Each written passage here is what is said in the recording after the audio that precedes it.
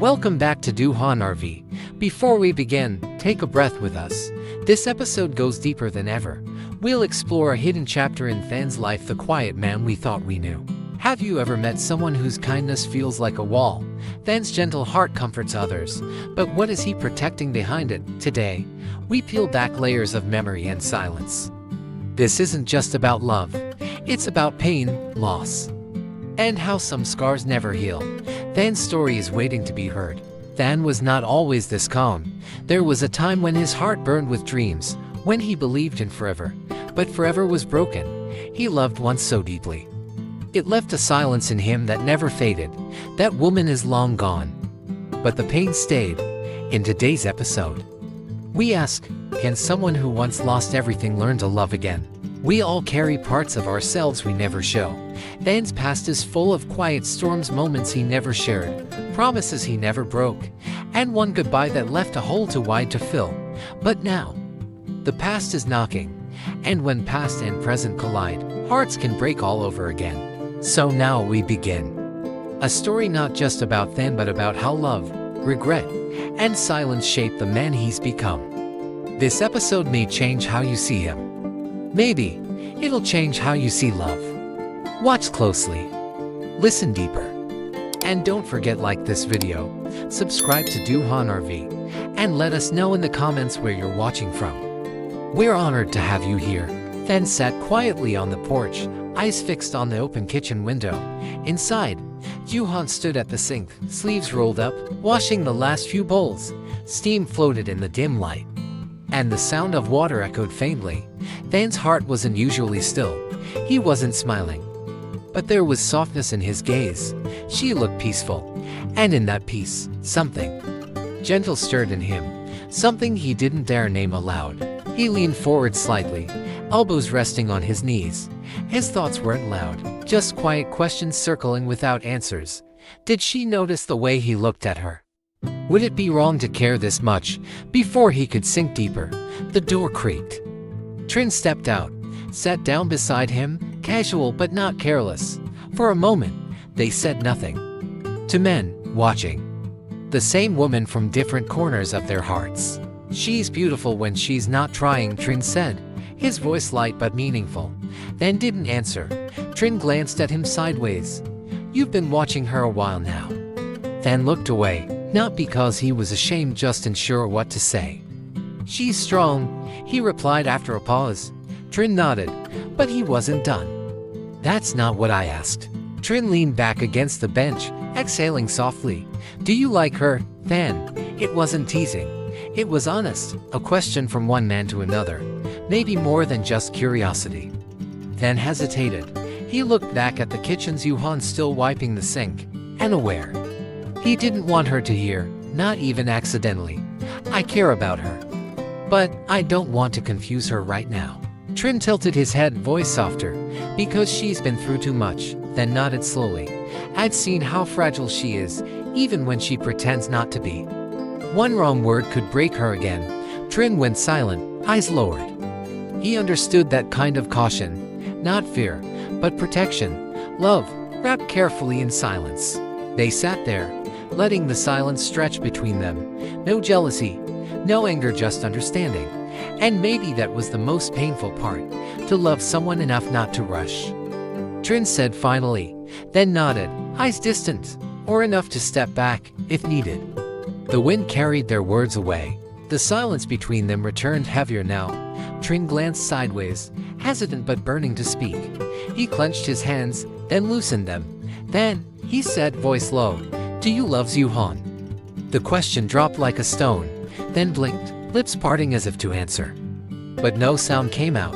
His heart twisted. This wasn't a question of truth, it was a question of risk. Trin leaned closer, as if trying to see through Than's silence.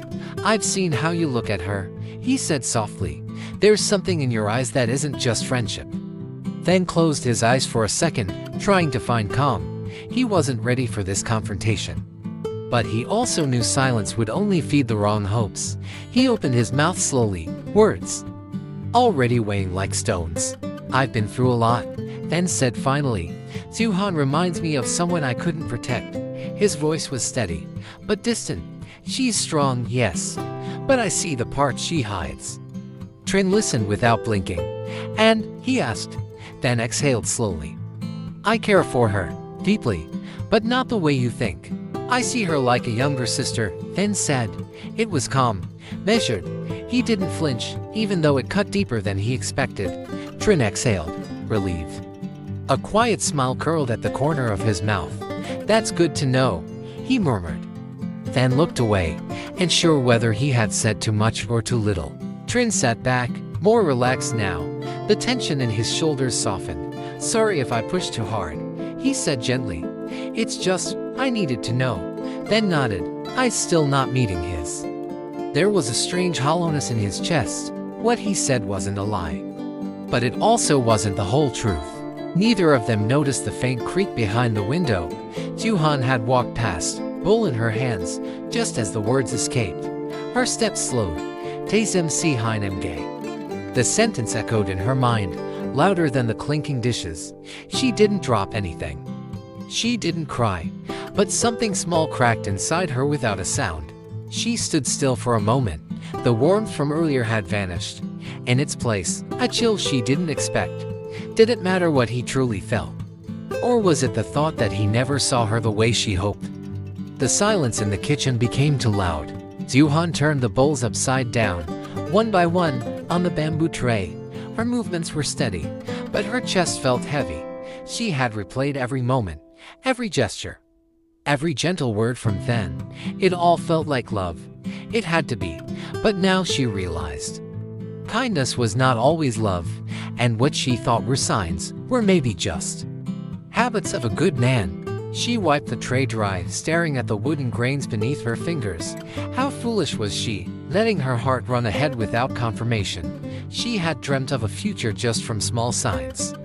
A smile, a silence, a glance, but then had said it clearly. She was like a sister to him.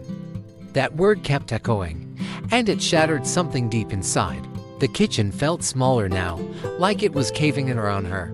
Was she truly that easy to mislead? Or had she only misled herself? She tried to find one sign that then had meant more. But all she found were echoes of her own hopes.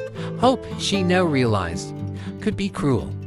It gave warmth before pulling it away, and left her colder than before, alone with her delusions.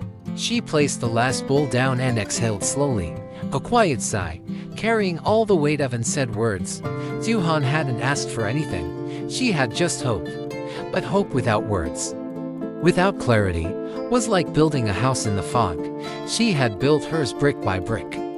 And now, the wind was taking it apart, silently, piece by piece.